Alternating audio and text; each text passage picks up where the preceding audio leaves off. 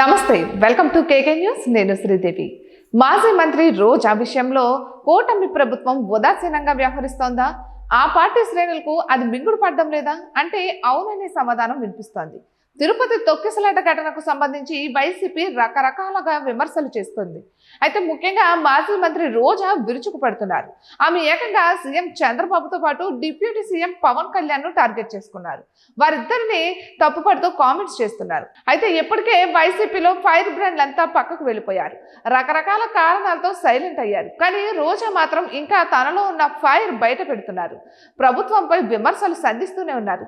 అయితే ఆమె విషయంలో కూటమి ప్రభుత్వం ఉదాసీనంగా వ్యవహరించడంతోనే ఆమె రెచ్చిపోతున్నారని టీడీపీ శ్రేణులు తప్పుపడుతున్నారు. ఆమె విషయంలో ఉదాసీనంగా వ్యవహరించవద్దని హైకమాండ్ కు విజ్ఞప్తి చేస్తున్నారు.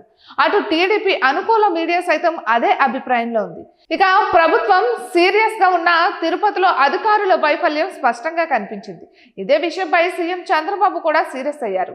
డిప్యూటీ సీఎం పవన్ కళ్యాణ్ సైతం తప్పుపడుతున్నారు. కానీ ఇప్పుడు రోజా మీడియా ముందుకు వచ్చి అదే పనిగా సీఎం చంద్రబాబుతో పాటు డిప్యూటీ సీఎం పవన్ కళ్యాణ్ పై విమర్శలు చేస్తున్నారు.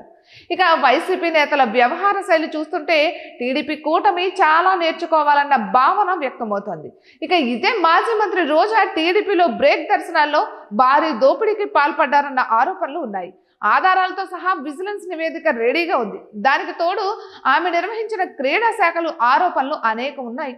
ఆడుదాం ఆంధ్ర పేరిట దోపిడీ పర్వం నడిచింది. అయితే ఇన్ని ఆధారాలు ఉన్నా రోజా మాత్రం వెనక్కి తగ్గడం లేదు. అయితే దానికి టీడీపీ కూటమి ఉదాసీనతే కారణం.